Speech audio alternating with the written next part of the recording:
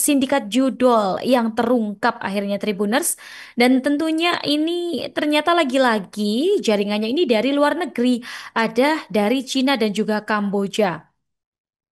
Informasi dari Bareskrim Polri yang menyebut sindikat judol jaringan Cina dan juga Kamboja ini ada yang bermarkas di 3 daerah, di Bogor, Bekasi, dan juga Tangerang.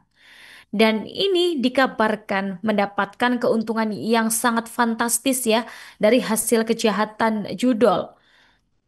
Direktur Tindak Pidana Umum Bareskrim Polri, Brigjen Pol Juhandani Raharjopuro ini mengatakan ada 22 tersangka yang ditangkap dalam kasus ini yang memang dikabarkan meraup ya ratusan miliar rupiah dari kegiatan ilegal tersebut.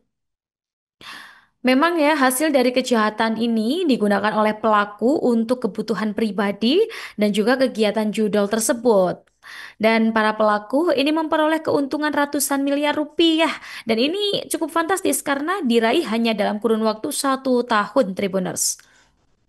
Dan adapun ya tersangka yang berjumlah 22 orang ini melakukan aksi kejahatan ini dengan cara membuat akun WhatsApp untuk mempromosikan akun judol yang disebar melalui pesan ke masyarakat.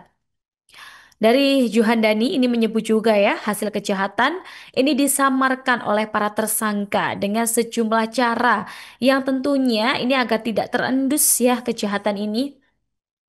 Jadi cara pertama ini adalah menyimpan uang hasil kejahatan ini melalui rekening-rekening atas nama orang lain atau nomine. Lalu dengan menempatkan juga keuangan ini dengan modus mata uang kripto dan yang selanjutnya penggunaan mata uang kripto ini pelaku menggunakan beberapa gerbang pembayaran ternyata tidak hanya satu.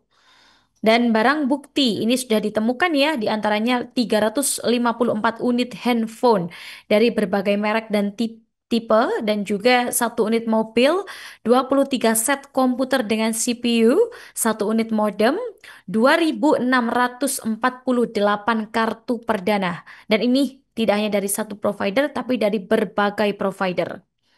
Dan ada juga ya barang bukti 5 buah buku tabungan, 18 kartu ATM, 8 buah laptop, 9 flash disk, hingga 11 router WiFi. Dan cukup lengkap ya kalau kita ketahui dari bukti-bukti tersebut.